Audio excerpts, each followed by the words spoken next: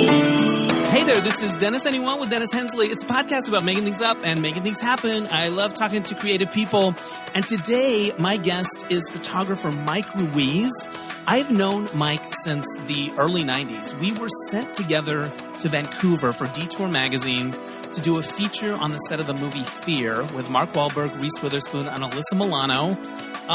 We were traveling together. We may have stayed in the same room. I don't remember.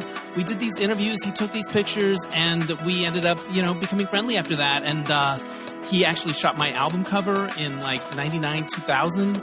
And every time I see him around all these years, he's always warm and friendly and delightful. And his work is super cool and sexy. And he's also a personality that you may have seen on shows like America's Next Top Model or RuPaul's Drag Race. He was on the A-List, that gay reality show, for a while. We talk about that. So Mike Ruiz has always been in this kind of glamorous, fabulous world. He always looks amazing and fit, and yet he's always been super, super sweet. Like, he is such a sweetheart, and those two things don't always go together, and I think that's what makes him so original. And the reason we're connecting now is he directed the music video for Vanessa Williams' new single, Legs. And I saw it online. Somebody dropped like a tweet that said Vanessa Williams has a new single, and I clicked on it, and she looks fierce. I've always been a fan of Vanessa Williams. She's singing the song called Legs, where the chorus is, "The legs are the last to go." She's just talking about, like, I still look fierce. I'm going to keep dancing. It's about sort of empowering people of a certain age to just keep being fabulous. And there's such a spirit about the video that just, I'm at that age where I'm like, am I done yet, or do I still want to dance? I guess I want to dance. Like, it really spoke to me. And so I've been sharing it with all my friends, and I shared it with my jazz dance teacher, and he was like, we have to do a combination to this. So I think I liked something on Instagram or whatever, and Mike responded, and he goes, thank you for liking the video. Like, he reached out to me right away, and then we started this conversation, and now we did this interview because, you know what? It's a Vanessa-sance, and Mike is the architect of the Vanessa-sance. But before we get to the interview, I want to remind you that this podcast, Dennis Anyone, is brought to you by me. I do it because I love it. And if you like it too and you want to keep it going, there are two things you can do. You can go to DennisAnyone.net and click on donate, and you can leave a tip in my virtual tip jar. And a listener named Jason Z did that this week, and I really, really appreciate it. Helps me cover my expenses, and feels really good. It reminds me that people are listening and enjoying, which I really appreciate. Or you could become a subscriber to DNR Studios. I'm part of a group of shows in the Derek and Romaine stable. We're kind of like prostitutes, and they're the madams or whatever. And for a monthly fee, you get my show early, and you get all these other great gay shows. And you can learn about that at dnrstudios.com.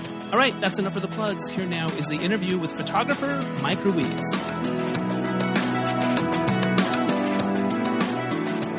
Joining me now from New Jersey, it's Mike Ruiz, photographer, music video director. He's also one of the driving forces behind the online magazine Photo Book. He's the creative director. He's the co-owner. You wear a lot of hats, Mike, and it's so great to see you. Welcome to the podcast. I should be wearing a hat now because I'm having a bad hair day. Oh, if I would kill for your worst hair day, I would kill for it. I'd kill for your worst anything day. Mike Hi, Ruiz, Dennis. How are you? We've known each other since 94. Is that right? Yeah, it's 30 years. I know. 30. And I feel like it's a love story that just goes decades without touching base. But when you responded to, I think I liked your Vanessa Williams video or something, and you reached out, and I was like, it's Mike Ruiz, everybody. I got very excited. I'm so happy to see your like on my Instagram page. Right, because you are spearheading the Vanessa Williams comeback we've all been needing and loving, and it's happening with this music video for Legs. Which I fell in love with. Somebody dropped it, and they're like, this just came out 2 seconds ago, and I watched it, and I was like sending it to friends, and I was so into it. So cool. Talk to me about the Vanessa project, and then we'll get into our history and other things. I've been friends with Vanessa for a long time. Her last round of music in 2009. Yeah. I directed all the music videos for that project, and I did a bunch of the press around that. But so then, she's been doing her own thing for years and years and years, and I nothing that I could collaborate on. Right. So we hadn't spoken for a very long time, but then like with Photobook, the success of Photobook is largely in part due to my relationships that I have with people, my long-standing relationships. So I literally have been reaching out to like all my friends for the past like year and a half. People that I worked with and like, hey, you want to do my magazine? So that's actually how we kind of fast-tracked the success of it. But anyway, I asked Vanessa to do it back in November of last year.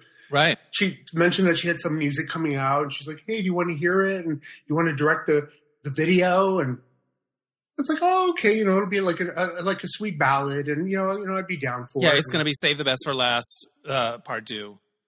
Right. But then she sent me the track, and I'm like, oh shit. Yeah. I was like,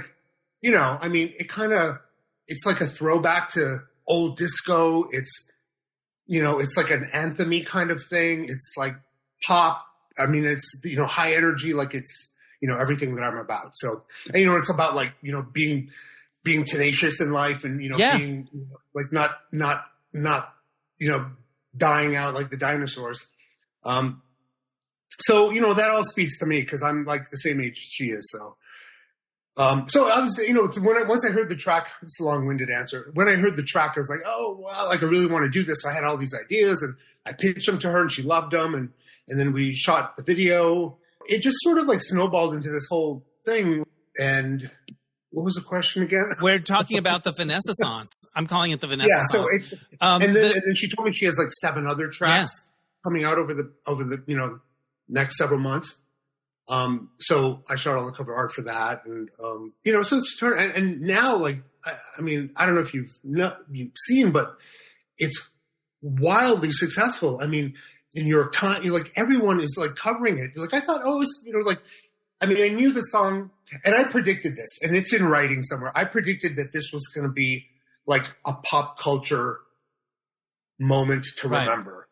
Well, the song is called Legs, and the refrain is "the legs are the last to go," which is something that people say a lot as beautiful women grow older. Their legs are, the Tina Turner of it all, right? And I love that Vanessa's leaning into that. Yeah, yes, and I'm going to keep dancing. And there's something very empowering about that because as a gentleman of a certain age, you kind of sometimes you look around and you're like, am I over? Is it done? Can I still do stuff? Right. And I think this video is very inspiring in that way because she looks amazing. Her moves are amazing. I'm particularly partial to the moves in the camouflage pants that are a little more hard-edged hip-hop. I feel like she's killing those. She's got the glamorous sort of Broadway kind of jazz look happening. You've got Michael Urie in the limo. It's just, there's a joy that comes through in it. Like she looks like she's having a great time. And I think maybe that's why it's captured people's imagination. Like I knew a whole wave of stuff was coming when back in November when I said, we should do a shoot, we should do a shoot for my magazine. And she showed up in the studio and she looked like she was a size 0. And she looks better than she ever has. And I've worked with her for 15 years. Right. She looked incredible, but to me, she looks like beyond like anything that she's ever looked before. So when she walked into the studio, I'm like, oh my God, this is like, I got a little like, I got a sense that something was coming. And then she started talking about the music. And then I heard it, and now, of course, it's all happening. Like everyone is losing their minds over this. Like the kids, not only us old timey, gay guys, but everybody. Yeah. Like all these people are like I've gotten all these new followers on Instagram just from the posts that she's been making and tagging me in. And a lot of them, like it's everybody from like Elton John to like Lee Daniels to like. All these like people, and then all these kids, like all these like young kids who are like super revved up, and they're like, "Oh, I'm putting this in my playlist with Ariana and Dua Lipa," and so she's, she definitely has a competitive edge, and she has like the experience and the longevity. Yeah. And she, in the video, she's just kind of, her subtext in the eyes is, I know I look fabulous. I know I look fucking fabulous. I can't believe it, and neither can you, and let's dance. Like, it's kind of awesome. I remember her, loving her from Miss America. She was one of the first celebrities I ever saw when I moved to Los Angeles. I first got here, like, it was the fall of '86. And I was in this musical theater workshop, and one of the gals in the workshop with me knew her. And so we got to go to a Halloween party where she was. And she was dressed as Pebbles Flintstone. And I got up the nerve to ask her to dance because there was a dance floor. And she turned me down gently. She sort of said, no, I'm taking a break, but thank you. She was sweet about it. But what made me think I could ask Vanessa Williams to dance? Like, I look back on that and go, like, that was plausible that I would just be like, hey, you want to dance? I guess it is. Like, you got to go for it, right? Looking back, I'm a little cringe about it. But she was nice, although we did not dance. It would have been a better story if we danced, right? Well, yeah, but I mean, you know, for the one dance that turned you down, I'm sure you've had plenty. Sure. Of, you know, I mean, I did dance. I've danced with Sandra Bullock. I have danced with Laura Palmer from Twin Peaks to Groove Is in the Heart at a movie night party. So you know what? She could have been in that company, but I guess not. Guess not. Yeah. You snooze, you lose.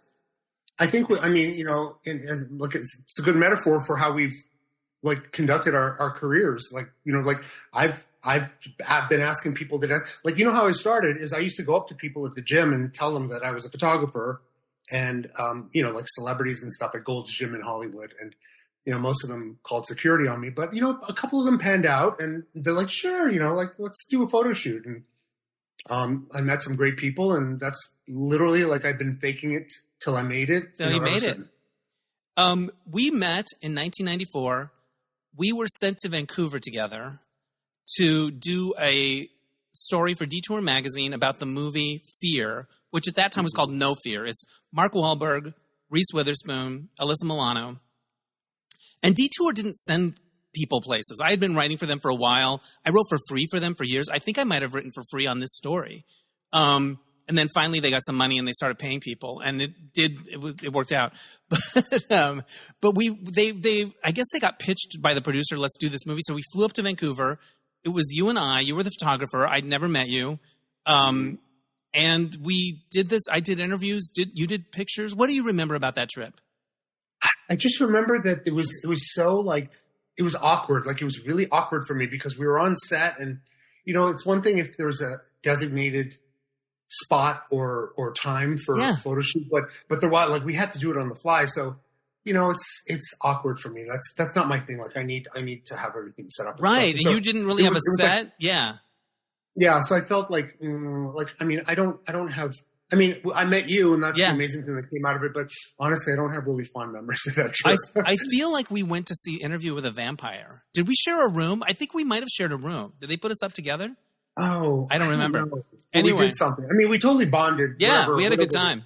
And I have this picture that you took of me with Reese Witherspoon, like on a ladder or something. And anyway, yeah. You still have that? Because I can't find that. I've been looking for because I just saw something on Fear, like something anniversary of it, and I haven't. I was looking for the those images, and I can't find them. I have all the Detour magazines, so I will find them and I will send them to you or scan them or whatever. I have all those magazines. And the other, I remember you shot me for some promotional thing. I went to your apartment in Hollywood, and my roommate Tony came with me, and you also shot pictures of him in angel wings. Do you remember any of this? This was like a I remember the Hollywood angel apartment. I thought those angel wings on a lot of people, but I don't. Those angel wings have been busier than a Victoria's Secret angel wings. Yeah. Yeah. I don't, my things are such a blur. Like I can't remember. It's a lot of clicks, a lot of shutter clicks. And the other thing is you shot my album cover for my album, The Water's Fine. I remember you like squeezed me into the end of another shoot. I rented this kind of old fashioned bathtub and loaded it into my 4Runner and then went there and you shot it and it turned out great. And I was very grateful because you were very sweet and you always like tried to help. You're so sweet. That's the thing. And you may look intimidating or big and muscular and handsome and all that, but you're just a teddy bear. So where does that come from? Partly insecurity and partly fear of not being liked and also like. But it's a good quality. Well, but also like wanting to treat people the way that I want to be treated, right? Which is fundamentally the driving force, you know. And now in hindsight, like I always talk about that, like you know, like the prime key to success is to be a decent human being. That's what I always tell people when they ask for my advice, how to make it in showbiz. Just be a decent human being. Well, you work in the fashion world and around the fashion world, and there's a lot of airs that get put on in that world, but you've never been snobby to me. I've never thought you never seem like a snob, like going up to people in the gym and saying, "Can I shoot you?" Like, how did you feel around that world? Did you feel like a bit different than them? Because there is a lot of pretentiousness, right? Yeah, I've always felt like an outsider. I'm, no matter how successful I became, I don't know what it is. You know what I mean? Like I never felt like I was part of that collective mindset, just because you need a certain amount of ruthlessness to, right. And which was pretty apparent in a lot of people, but I couldn't. I'd probably be like a billionaire, if I could suck it up. If you could be a little more ruthless. If you could be more ruthless. To be a little more ruthless, but I can't. That's why, like my whole life's pivoted, and now all I do is like animal rescue. Right, I've noticed that on your amount of empathy. I've noticed you have an unhealthy amount of empathy. You think? Well, I mean, I don't know. I mean, I have I'm high on the spectrum of empathy. Yeah. Well, I think that's a good quality, and I've noticed in your posts that you do a lot of stuff for PETA, and you have your Hunks and Hounds. Is that your calendar that you do? Mm-hmm. So how do you pick the dogs to go with the hunks in Hunks and Hounds? Is it competitive? Are they all trying to psych each other out? The dogs? Yeah. Are they playing to win? Well, no. See, the dogs. I mean, the guys are, the models are, but the dogs are all very like chill and sweet and gentle, and they're all dogs from whatever particular rescue the calendar is benefiting that year, because I benefit a different rescue every year. The dogs are from that rescue. From that particular rescue, and they interact with the models. How many years have you done that? This past year was 10 years. So wow. this one that I'm producing now is going to be 11 years. Amazing.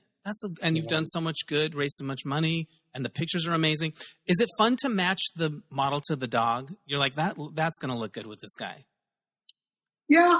I mean, I do, but I don't, I consider more the personality combination. Yeah. And also like my top consideration on those shoots is, I mean, I'm very considerate of the models, but the dogs have all been traumatized and they've all been through hell. And so like my consideration is that the dogs are relaxed and calm and not nervous around somebody. So I kind of gauge how I'm going to pair people up with the dogs based on how the dogs respond to any particular person. Right. You want them to have a chill, glamorous moment in front of the camera in the spotlight. So basically I let the dogs decide. Leave it to the dogs. When did you first remember taking pictures? What was your entry into photography? Probably 1993. Yeah. That's when I got a camera. Who gave it to you? A friend of mine who's like, you've got to find a path in life because you're flailing. And he was actually always very supportive. He's a friend of mine, and he got me this camera. And strangely, I never had any inclination prior to that. Like I wasn't, and I was around it all the time because I was a model for 10 years prior to that. And I couldn't have been less interested in asking the photographers any technical questions or anything. Like I was completely disinterested. But something happened when I got that camera. I just literally started photographing everything. Like, I love it. How old would you have been?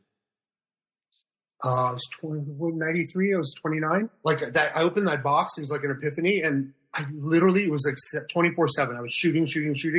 So like my career just started happening pretty immediately. Like Detour actually was one of the first people to publish me, and they were very supportive. Yeah, they're very instrumental in like a lot of stuff that I did subsequently.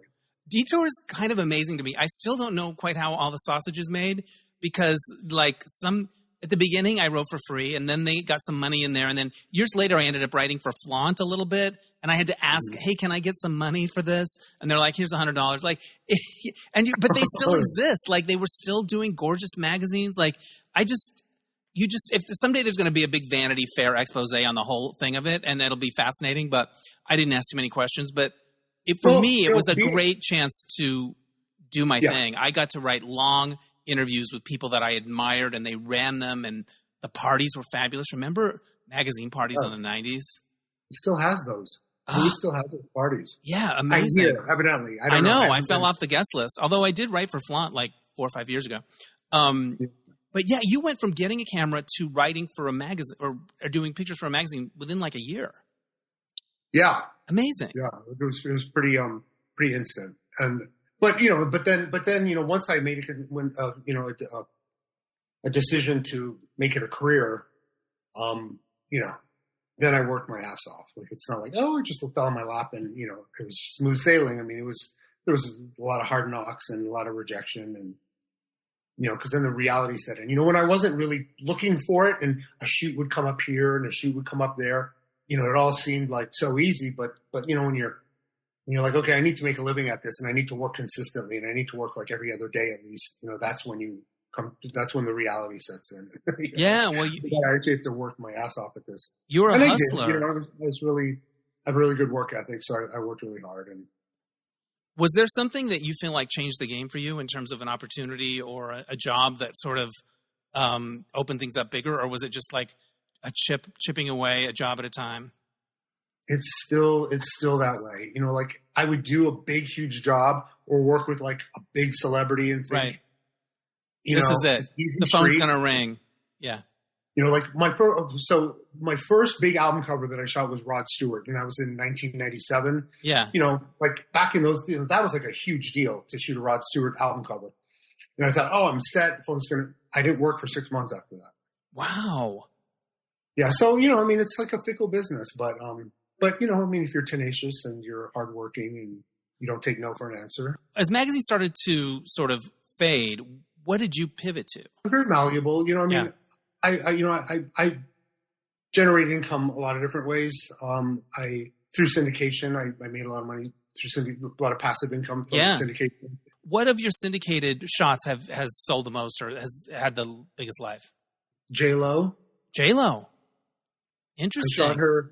I shot her twice in 1997 or 98. Yep. And I made like that shit sold for 10 years after that. Like, and back in the day of syndication, like people paying $15,000 for a cover in Germany, and now it's like $1 or $2 for a cover. But but back in those days, like, oh my God, like J-Lo bought me a couple of cars and put a down payment on my house. And all right, for a good 10-year period, I didn't do any magazines. I didn't do any editorial. All I did was advertising. Yeah, I made a shit ton of money, and then it all came to a screeching halt. So fortunately I had that like period where, when I was smart about my finances. Yeah. So I'm not a billionaire, but I'm not on Skid Row. Right. You're doing all right. I'm going to say some of the people that you photographed and just tell me what you remember about them. Prince. Kind of life-changing. I mean, in what way? I have to say, and this is my go-to story when people ask me about like the highlight of my career. I grew up, idolizing this man who was so up high on a pedestal for me. Right.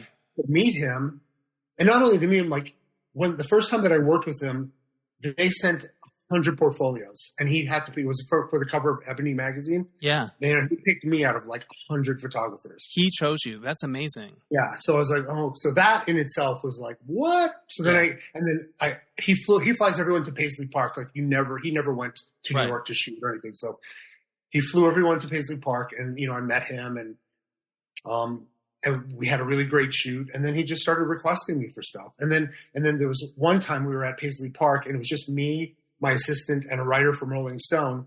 And he's like, hey, you guys want to hear some new music? And I thought, okay, he's going to put in a cassette or something. Well, he got his band together, and he got on stage in his crazy huge performance space, and he did a set. And it was like, he didn't pop in a demo. 3 of us. Yeah. 3 of us. Yeah. So, and stuff like that happened like a couple of times. Like I shot all the marketing for his Welcome to America tour. Yeah. So he had me as a guest at Madison Square Gardens, like in the VIP thing, and then he called us all up on stage, like me and Whoopi Goldberg and Chris Rock and Kim Kardashian, and we're all dancing on stage at Madison Square Gardens, and he shouts to me. I was like, "Hey, Mike!" So like I'm dancing on stage at a packed house in Madison Square Gardens, and Prince shouts me out. Like, to me, that was probably the most, and it's online somewhere. It's on YouTube somewhere. Wow. But that was, I mean, I'd say that was probably the most surreal thing to ever happen to me. Did you talk to him? Like, did you have conversations with him, or was it all sort of business? Well, no. I mean, we didn't I mean, it was very professional. We didn't get intimate or anything. Very cool. But he was, he was cool. Like, he would defer to me. Like, once you get past his wall, he became like a little kid. He's like, "Hey, Mike, what do you think if we do this? Or how about if we do this?" So it's just really, that was another really weird thing, that he would be deferring to me that way for like creative anything. Yeah. So that was cool. So all right. I'm going to throw out a few more names. Dolly Parton. Oh, she was amazing. She was amazing. She let me sit on her lap. What? Yeah. I wanted to do a selfie, so she let me sit on her lap. I have a picture of that. That's on the internet somewhere too. I love it. So she's everything you want her to be. She's a totally cool, sweet, like Betty White. You worked with her a few times. Yeah. Another like amazing, warm, generous of spirit person. Like, she was just, the time I worked with her, she was 92, and then again at 93. And I mean, she was just energetic and sweet and kind. And like, when you spoke with her, like, she looked, you know what I mean? She was present. She wasn't which is amazing. And you have the animal thing in common with her. Yeah. I mean, I wasn't really so aggressively into animal welfare back then, but I certainly, appreciated that she was. Yeah, that's very cool. Katy Perry? She was cool. It's very business. We did the shoot. We left. I love it. You've worked a lot with Kathy Griffin. Yeah, she's a hoot. She continues to be a hoot. She's just like a friend of mine. Like, she's invited me to her dinner parties at her house. She had one. What was it, like a couple of years ago? Yeah, like crazy. It was like me and Rosie O'Donnell and Megan Mullally and Jennifer Lewis and Kristen Johnston, and me. Yeah. So there you go. It was a pretty like surreal dinner party. I love it. Who surprised you? Who's different than you thought they would be? I don't know. I mean, honestly, I don't really ever get, I had a feeling we'd talk about this, and I never really get super intimate, like there's, I did early on in my career, I thought that they were my friends, right? And I had my feelings destroyed, you know what I mean? So like, I learned quickly that it's all very amicable and professional, and, like, you help me and I'll help you. Yeah. And then it's good. I mean, I'm not, that's not a judgment at all. Like, I navigated this whole business, in that exact way, but I'm not going to lie either. It's not like I'm best friends with anybody. Right. I'm friendly with them. I go to dinner with them. Yeah. You know what I mean? Like, there's like this strange, like, showbizy sort of protocol. And I'm sure you're familiar with it. Yeah. I relate to this so much. Like they're cordial and pleasant and nice, and on appearance wise, they look like they could be a really good friend. But I mean, it's business. It's all business. It's business in a way, and also like with celebrity friendships, they could get canceled like a TV show, and you don't even know about it. You were canceled, right. And you find out like months later, and you don't know why. It's like that. It was like. Right. It was like, I thought we had another season in us. And I'm like, no, I guess I've been canceled. It's very weird. Totally. Yeah. That happens. That's happened a few times. It's happened recently. Like, I'm like, I thought things were great. Like, what? Like somebody, you never know. Like, somebody could say, I don't know. You just don't know. It's a whole thing. And I went a long time without having much to do with celebrities at all. Like, my path went in a different direction. And I remember spending time with, for some kind of meeting with, a a kind of B-list celebrity and some of their friends. And I hadn't been around celebrities at all in years. And I went back into that meeting kind of hangout situation. And I was struck by the way all of the gravity seemed to tilt toward that person. And they weren't even it wasn't Taylor Swift. It wasn't like some gigantic star. It was like somebody that had been on a TV show. But still, did she laugh? Okay, then we're laughing too. Then it's like this, the way the sun shines out of them and everyone else is kind of around. And I hadn't been around it for a while, and I was back in it, and I was like, oh, I remember this. Not that it's good or bad, but it's a thing. It's a definite thing, and it's a necessary thing for people to achieve the heights that some people achieve. Yeah. You have to be the black hole. Yeah. You know what I mean? Yeah. Otherwise, if you're giving yeah. and giving, yeah, you end up in New Jersey, like, doing dog rescue. But it's good. It's good. You're doing it well and you're doing it great. You've also appeared on camera a number of times in films and reality shows, Top Model, Drag Race. Looking back, what has that part of your career been like? Do you look back and go, gosh, that was fun? What do you think of it? It was fun. Were they fun times? Yeah. Yeah. I mean, my whole thing's been fun, and I've always had I've been stressed out and sad and bummed out about me not getting jobs and stuff, but for the most part, like, I've always been very present and grateful and like nothing's ever lost on me, right. And I never take anything, like, I never take myself too seriously, and I know that I'm just a person like anybody else, but it's funny, like, I willed those to happen, like, I thought, you know what, I feel like being on TV. And then I just would think about it, and of course, take steps towards it. But that's how I ended up on America's Next Top Model, and then Drag Race came along, and I was friends with Ruiz, and they created that photographer challenge on the first episode of every season for me, basically. Yeah. And so, it's pretty cool. Like, in the scope of like pop culture history, like, some of the shows that I've been on are like pillars in pop culture history. Well, and certainly the Ruiverse of it all, the RuPaul universe of it all, is so massive. Do people still recognize you from that? Because it's its own thing. It has conventions and all of that. Like, it's its own thing. And right? I don't do any of that stuff. Like, I don't go to drag. I've never been to DragCon. I don't. Right. I don't milk it anymore. Right. But yeah, I mean, constantly. Because they air those episodes like constantly. Yeah. And like 3/4 of the people that follow me on Instagram are Drag Race fans. Yeah. When was the last time, were you on it? Has it been recently that you were on it? I've been a little behind on my seasons. It's been 10 years. It's been 10 years. 2014 was the last time I was on. Yeah. All right. But you shot some fabulous queens, made it happen. You were on that show, The A-List. What's your favorite memory of that? It was like a reality show that followed fabulous gays around. Yeah. Is there a fun moment about it? Well, it was fun. It was what was fun about it was how I manipulated it. Ooh, for interesting. my benefit. Say more. I went into it very, I was very conscious about what was going to happen, right? And what the goal was with the producers, and I was very strategic about what I said and what I did, because all I wanted that show for was to give me a platform to do something meaningful.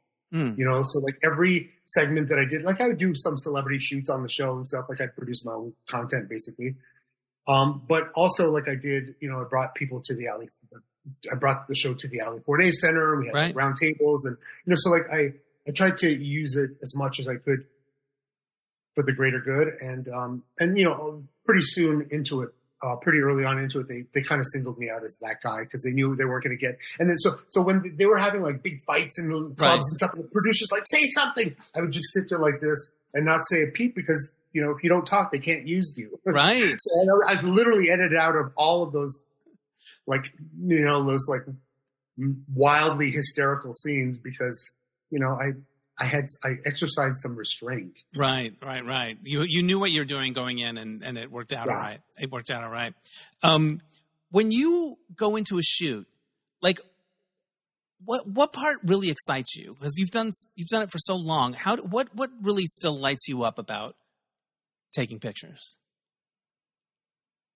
Just the whole creative approach to it. Like, I still get really excited. Like lately I've had a whole new wave of like creative, like zest for photography.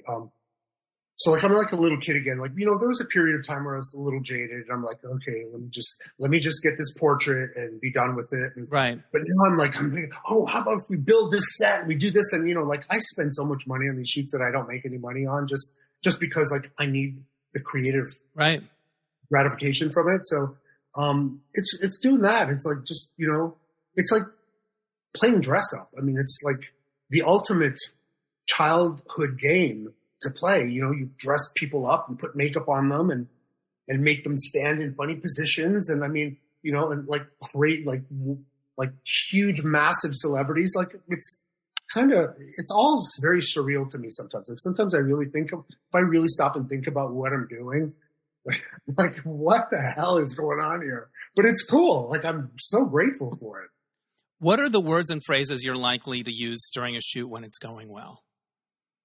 Do you say gorgeous a lot? What do you say? Oh yeah. Yes, I do. I say gorgeous. And I'm like, yes. I say that a lot. You say yes. That's cool. That's such a gay thing, but I do. Yes. I love it. YAAAASSSS. What does it mean to you when you make people feel beautiful, or when you see that they take that in, or they look at a picture of themselves and they go, wow? Like, how gratifying is that? Like the human interest part of what I do, that's the most gratifying thing. Like, and that's my goal ultimately. Like, not only if they feel like they look good, but like, I always need everyone to leave set feeling good. Like everybody, you know what I mean? Like the assistants, like everybody, like everyone needs to feel good when they leave. Otherwise I feel like I haven't done my job or I failed. I bet that's really important for me. I bet there are a lot of people in your business who never have thought that ever, not once. Like it's not a concern of theirs, but it's fundamental for you. Yeah, I mean it is. I mean, but you know, a lot of it comes from working in front of the camera. Yeah, being yelled at and degraded and humiliated and objectified and #MeToo'd and all of that. I learned that if I was ever in a position, you know, if I was ever on the other side of it, that I would make it my primary concern to, you know, to be respectful and considerate and to have people feel good when they leave, you know, my presence in my shoot. I mean, I'm not going to lie. I get cranky sometimes. Sometimes I get stressed out, but like I'm always the first one to apologize and I'm always, you know, and it doesn't happen a lot. I mean, 99% of the time, people always leave shoots feeling great. Right. But, you know, not Mother Teresa either. You know? Right. Of course. But it is something you think about. It's something that's on your mind 100%. For sure. Yeah. You talked about your modeling days. When you read these big exposés that come out about Bruce Weber, whoever it is, are you like, yep, not surprised at all? Like, yeah. No, I mean, I've been in situations like that. Yeah. Like I've been like put upon by, you know, sexually put upon by people that, you know, unwanted advances and, you know, so, and, you know, I know I had firsthand experience with it. So yeah, it's not surprising at all. You know, it's not surprising how people, that's the other thing too that I've taken away. Like I work with like beautiful guys and beautiful gay men. Yeah. And they're all flirty because they, you know, like it behooves them to be. And like, I'm in a position to really be exploitative, but I have never once in 30 years have ever crossed the line. Even if someone was hitting on me hard, like to me, I can't. Like I can't do it, and not in that context. When it would happen back in the day, how would you handle it? Because it was like you don't want to lose the job, you don't want to blow your career, but you don't like you're really screwed. Well, that's the thing. You know, back in those days, like it was protocol. Right. Like that was the protocol. It's not like, what should I do? It's like, this is what I have to do in order, I have to do A in order to get B. Right. And you did it. Yeah. It was different for men too, like it wasn't as like, like men tend to not, well, I mean, I can't speak for everyone else, but I never felt, it was like sex, you know what I mean? Like, it was like, oh, like this guy's grossing me out, but whatever, like I'll make out with him. So I get the job, like I didn't think of it like deeper than that. Right. And it never scarred me in any way, but in hindsight, like it could have. It could have, and also it scarred you enough that you made sure not to be that way. You know what I mean? Like it left enough of an impression that you were like, that is not going to be the tone of what I create. Yeah. That's interesting. I have watched you since I first met you, and the way you have changed your body over the years and worked out, and almost like treating it like a work of art. Is that how you have seen your fitness or your bodybuilding? Like it's sometimes it feels like you're creating something. It doesn't just feel like I like to go to the gym. It's like you're creating something. That's exactly how I look at it. I mean, there are like psychological benefits to it, but sure. But I think about that a lot. I think like, I think of it as like sculpting, and it's literally another creative outlet for me. Like I have like a lot of different creative outlets, and that's a lot of people don't see the relationship. Like either you're a fashion photographer or you work out, or right. You know what I mean? Like, so like to be both is like people can't wrap their heads around it sometimes. Right. But to me, they're like intrinsic to each other. Like they go hand in hand. Like I really feel like one informs the other, Have there been periods where you just weren't that into it? Or have you always been pretty disciplined? It feels like you've always kind of stuck with it.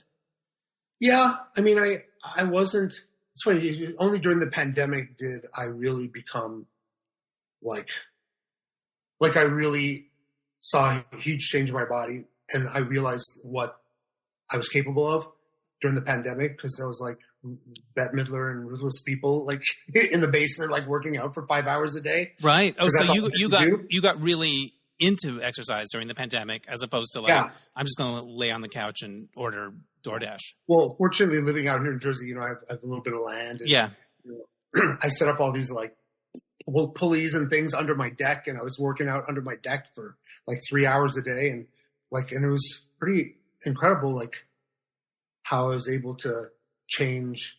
And that's when I started thinking of it as kind of like a creative outlet, right. Like I can mold like human flesh, and it's pretty cool. Well, I think there are a lot of people that want to do that, and some people that are really disciplined about it. But I look at the picture and I'm like, he chose that.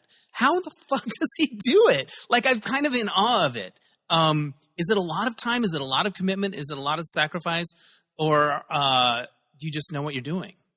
It's a lot of time. It's definitely a commitment, but it's not a sacrifice. Yeah. Because it's, it provides me a lot. Like this morning I woke up and I was like so stressed out because I have all this stuff going on. And I know that all I have to do is go to the gym for a couple of hours, and I release a lot of that angst. And that kind of helps me get through the rest of the day. I don't, I really embrace it, and I look forward to doing it. Yeah. And I get a lot out of it. Right. It's a release for you. It's like a kind of therapy.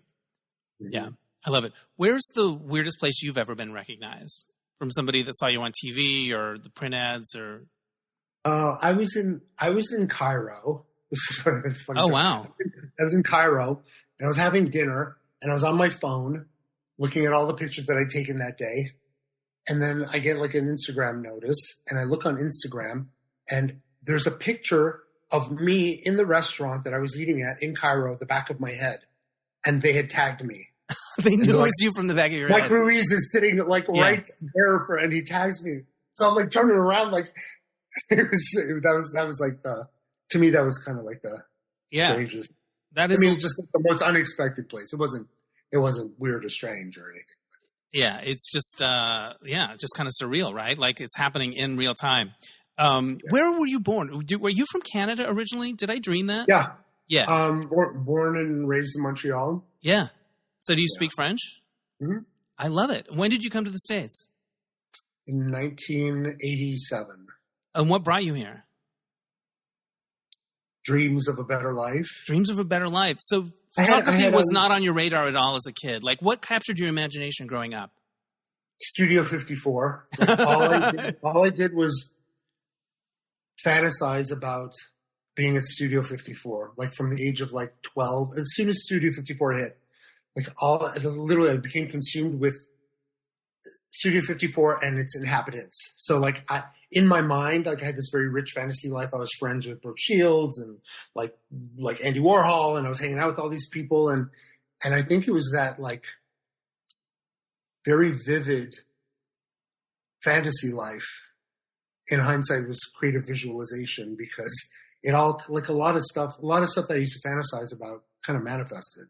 Well, but that's what I used to think. I was like, you know what? Like, I don't know how I'm going to make it happen. I don't know what's going to get me there. You know, at the time I thought, okay, I have to be an actor, but that's going to be my world. That's where I belong. I need to be there. And, when I was 17, I stole my dad's credit card and I took the bus to New York City alone. And I told them I was going camping with my friend's family. And wow. I came to New York City alone at 17. You know, and I was walking up and down Christopher Street. And I mean, it was, you know, and I felt like that was these were my people. Like I belonged there, even at 17. Wow. So what was the world like in Montreal? Was it like, was it very straight? Did you have any like glimmer of creativity or like, was it about sports? What was the vibe? There was not much going on. You know, it was economically kind of, you know, not thriving. There's a lot of political issues in Quebec. Yeah. You know, but, you know, I had a little group of like creative friends, and, you know, we started modeling very early at 17, right. And we could do these fashion shows in the malls. And, so that was like our big creative outlet. I love that. So you get to New York. How are you able to stay in the States? Does it become a visa problem at some point? No, my dad's American. So there it is. Yeah. How did he find out you stole his credit card? How did that all? Well, he gave it to me. Okay. Here. I said, I'm going camping with like, you know, Joe Schmo and his family. Right on. He's like, here, take this in case you need it for anything. And, you know, and there was all these charges at like B. Altman's and. Right on. Yeah. And when did you come to LA? I moved to LA. I lived at 17, I spent like a week in New York, a whole week, and then I went back and then I spent the next 3 years just plotting my return to the US.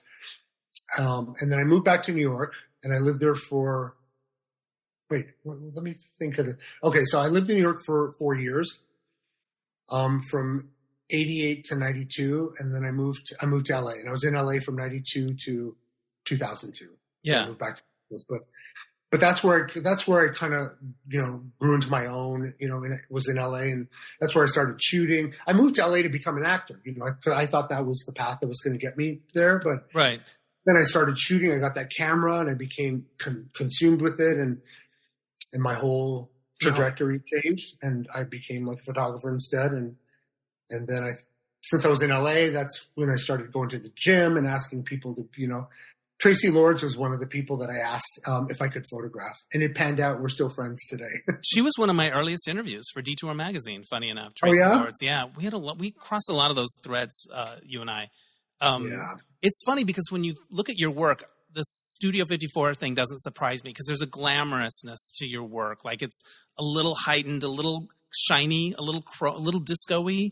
What's the shoot where you felt like, oh, this is my Studio 54 Nirvana moment? Like, are there moments that come to mind in your career where you really felt like that was the aesthetic that you captured? It's usually the latest thing that I do, you know, that you're excited about.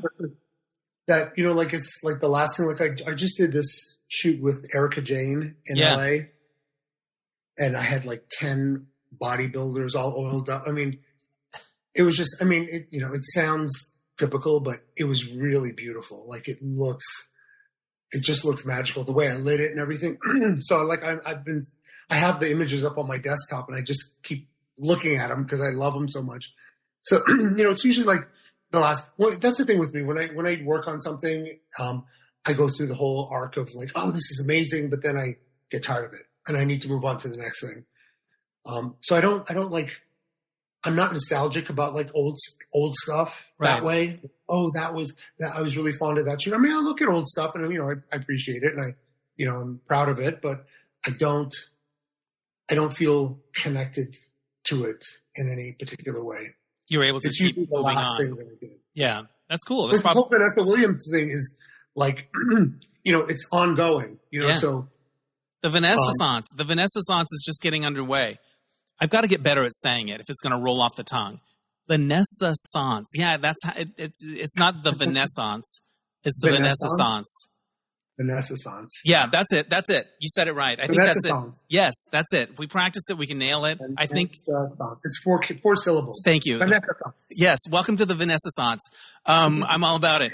I read the profile of you in Out Magazine from a few years ago, and you talked about how you felt like you were kind of hard on yourself when you were younger. Like you looking back, that you would have been more kind to yourself. Is that fair to say? Is that did I pick up that right from the article? Yeah.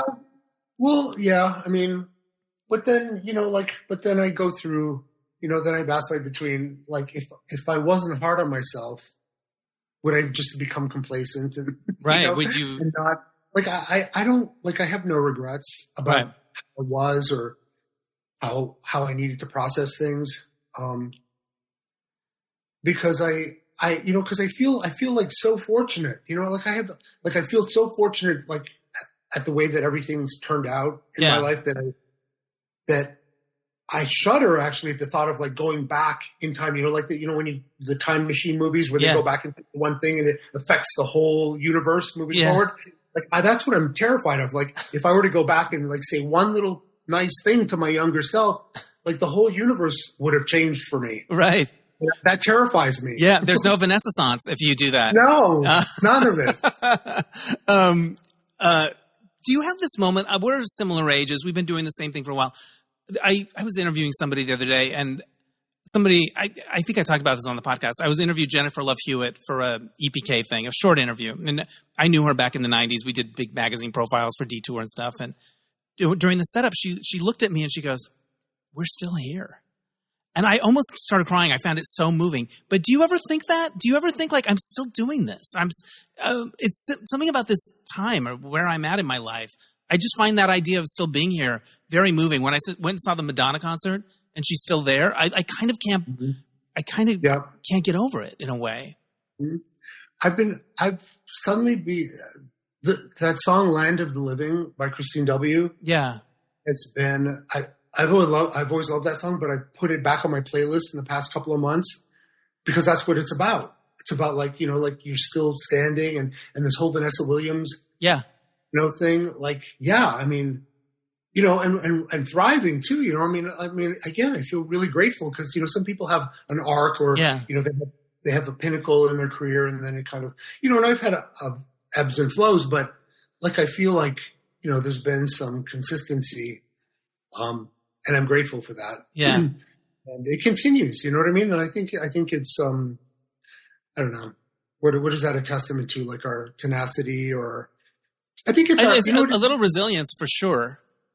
Resilience, but also like our like, I think it's like an indication of like how you feel about your life and how you feel about yourself. And like, I feel pretty good about things now. So like, I don't get downtrodden, like, oh, I could have been this, or I could have been better, or that could have been better. Like, you know what I mean? So like, I'm still hustling. I have a bunch of other things going on. I have the magazine. I'm working on a show that I don't want to talk too much about that I'm going to start pitching over the summer. But yeah, so like, I'm like, I keep getting like these third and fourth and fifth waves of. Yeah. And I'm still very excited about the work, and I try as hard or harder than I used to. Like you were talking about, I have this idea for a set, and there's a part of you that's like, oh, it's not going to be worth it. You're not going to get paid. No, I try harder. I spend more money. Like that is because it's not because you know what it is, because you realize that's not what it's about. Yeah, it's not about.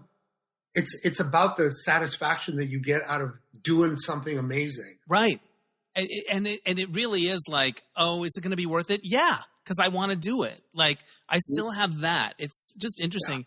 When you were, when you would have your ups and downs, what kind of kept you going when you were down? Like, what would get you up again? Was that just part of your personality? I mean, there were things that got me down, when my mom died in 1998, that really threw me for a loop for a couple of years. But then I came out of the fog, and then I was in a really bad relationship that kind of took me down, and I came out of that fog. So,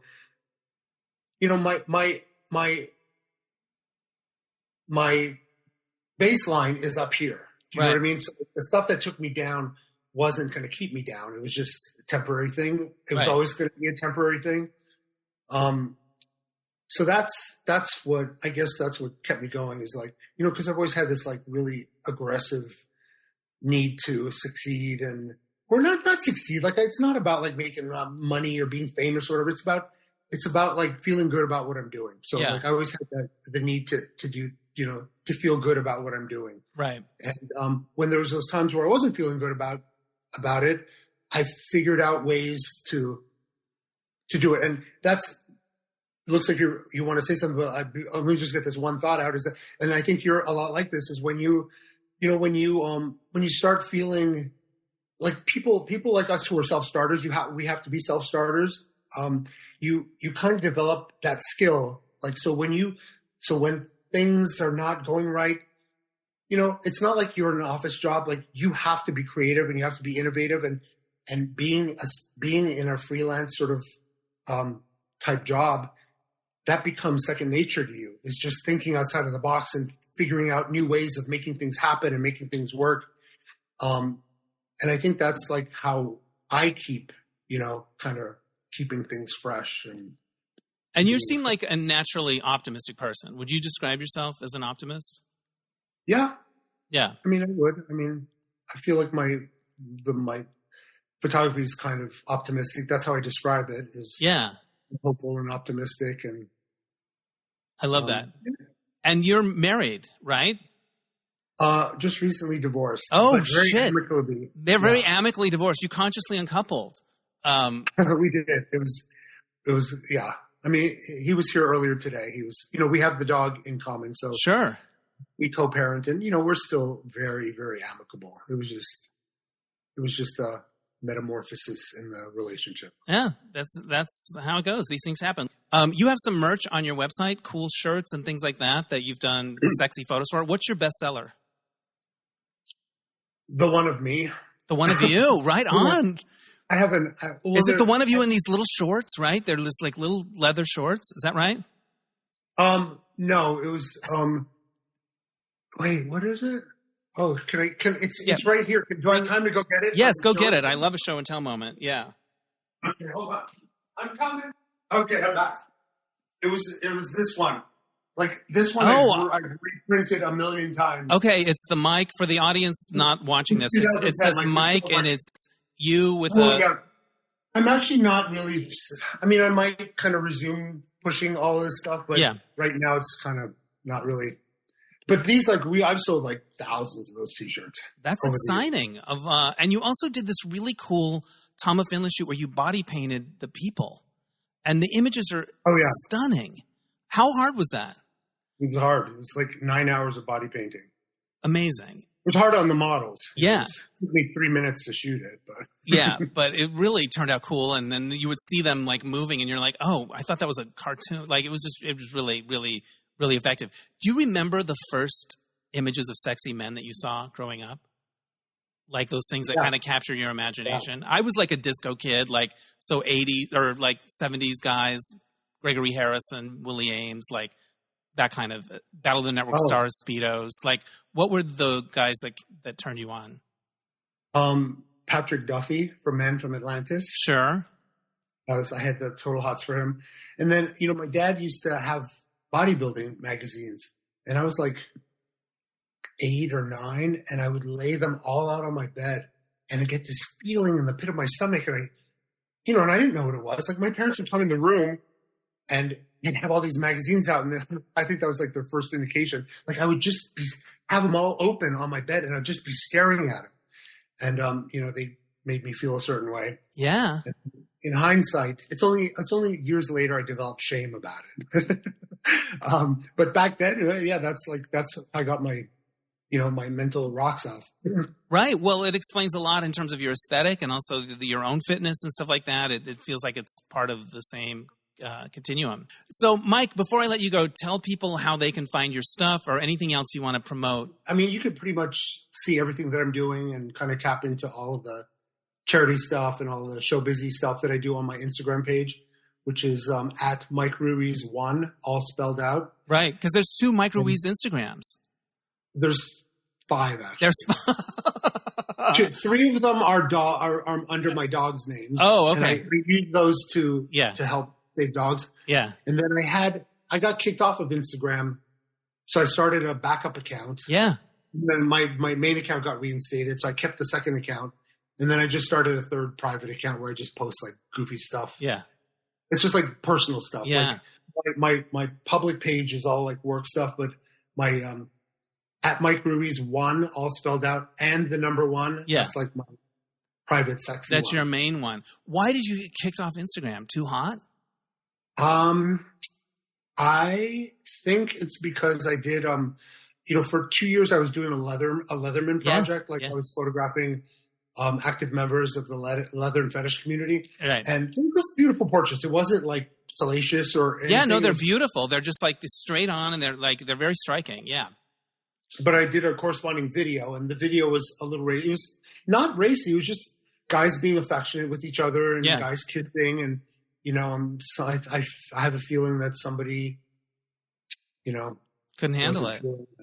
Because they said I violated community standards, and, they never can tell you what that is exactly. I'm like, how did I do it? And they're like, you violated. So, they have their canned responses. But anyway, so I got that page reinstated. So that's that. Good so for anyway, you. long part of it. Everyone can just check out my Instagram. Your Instagram.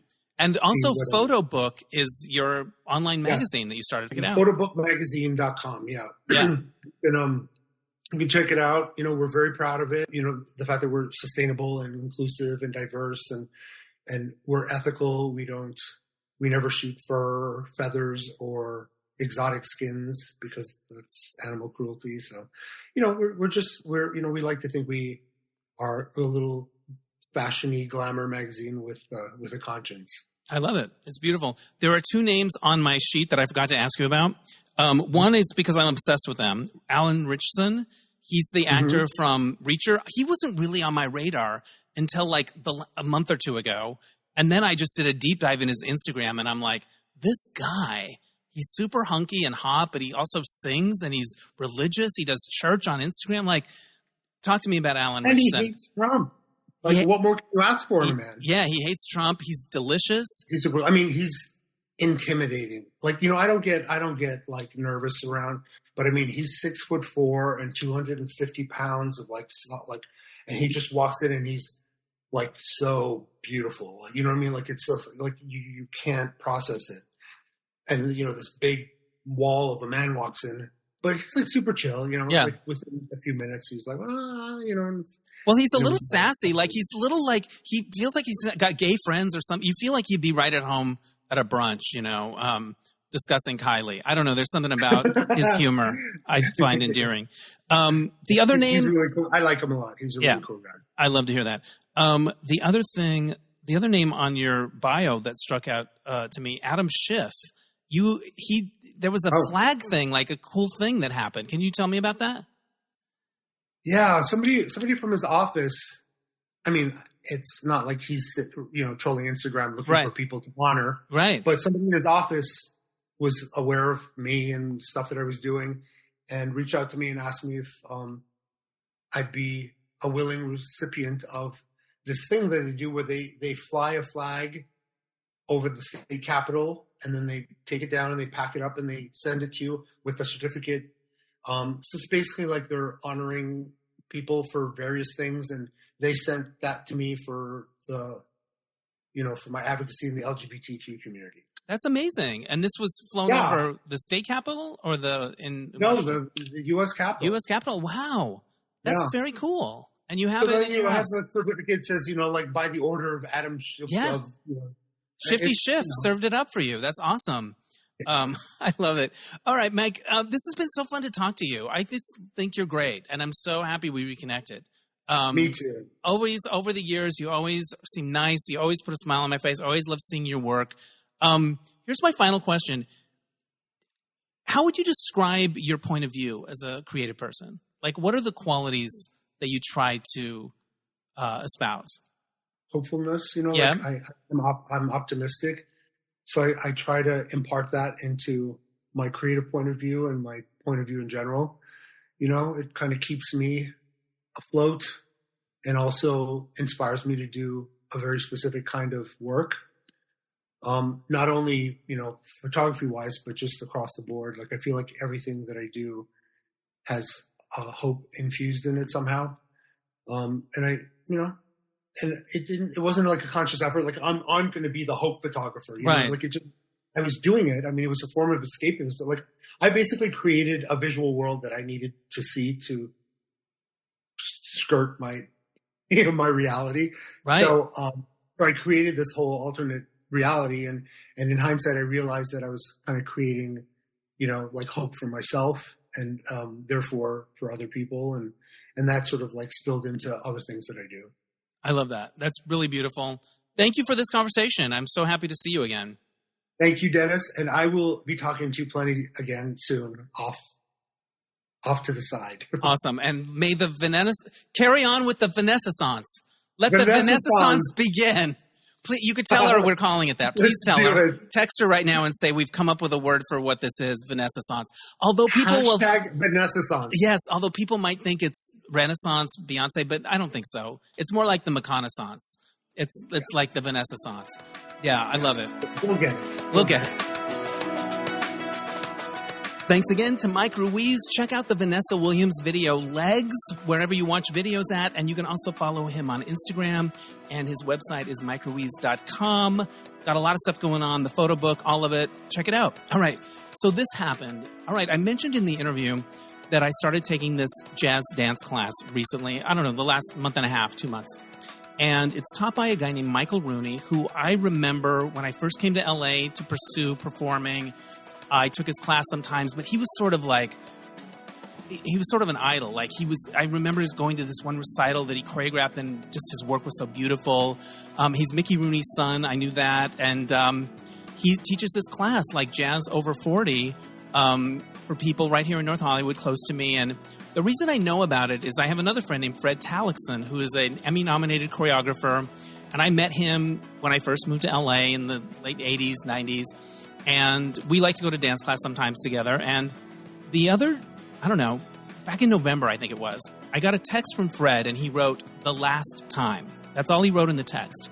And I didn't know what he meant by that. It was just an out of nowhere text. And then he wrote underneath it, "I'll tell you later." So I call him later, and I was like, what did you mean by that? And he goes, I was just in Michael Rooney's Jazz Over 40 class, and at the end of class, he played your song, "The Last Time." So Michael Rooney played a song from my album from 2000 in his dance class.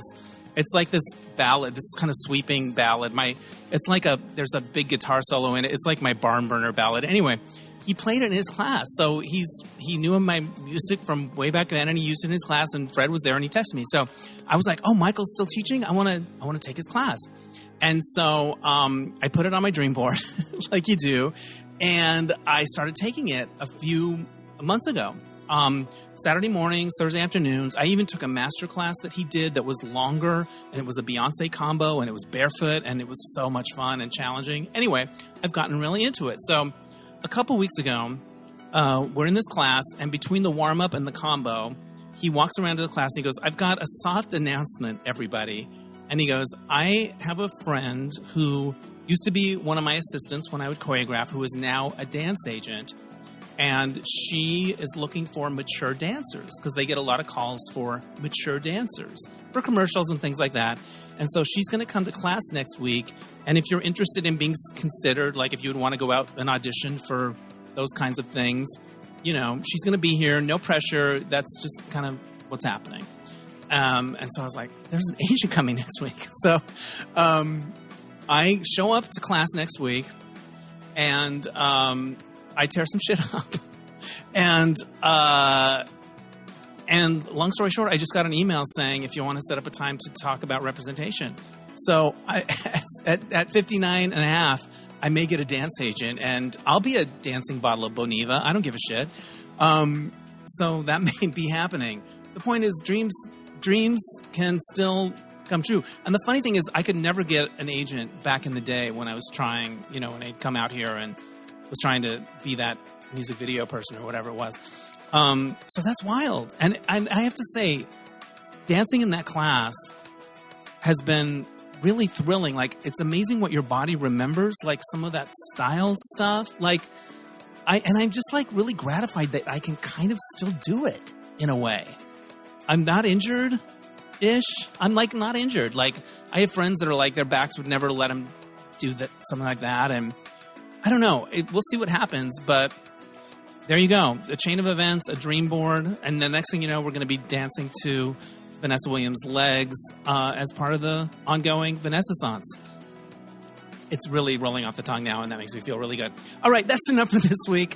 Watch for me on your Ozempic commercials. I may be wearing a weird outfit or whatever. I could be like the cable guy that busts a move. I don't know. We'll see what happens with that.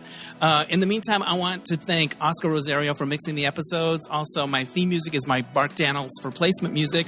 We'll catch you next time on Dennis Anyone. Bye!